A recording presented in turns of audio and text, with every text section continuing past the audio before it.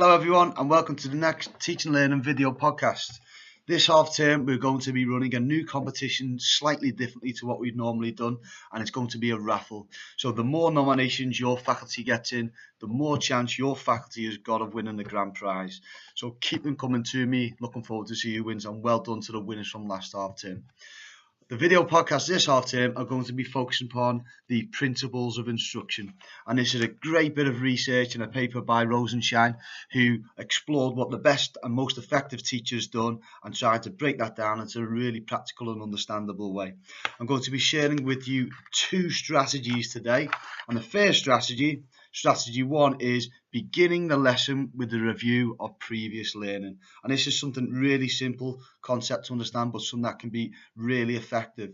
So what I'd like you to do is for this week is to try and put in your do now activities a review of the previous lesson. And this can come in a form of different ways. It can be a question and answer at the start of a lesson.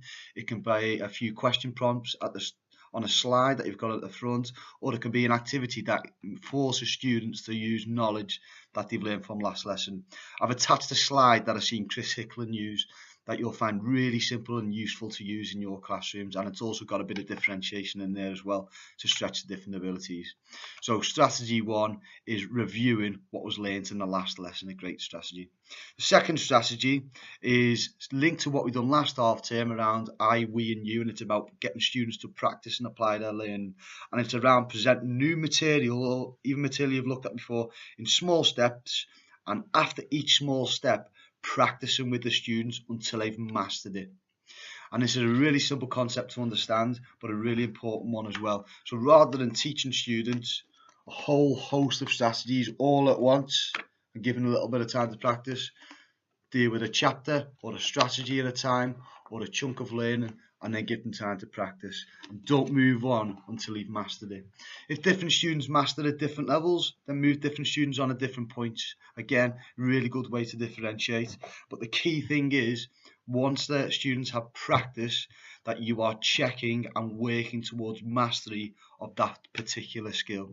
So an easy way to do it in a classroom is, if you've got 3 items to teach the students or 3 concepts, focus on one, make sure they understand that before you move to the next one, and make sure that there's more time to practice than there is explaining. So that's your 2 strategies. Your first one is a review of the previous lesson at the start of every lesson. Your second strategy is teaching in small steps with guided practice in the pursuit of mastery at each stage in the lesson. Please look through the email that I've sent through to you. It's just got some updates on marking and feedback for this half term, the quality assurance calendar, information about peer observations that need to be completed over the next 3 to 4 weeks, and also some information about teaching and learning breakfast, which will be starting this week, where it's an opportunity for you and your team to get together, have some breakfast and talk teaching and learning. Look forward to your nominations. Get them into me via email, and looking forward to lots of ideas being presented. Thank you very much.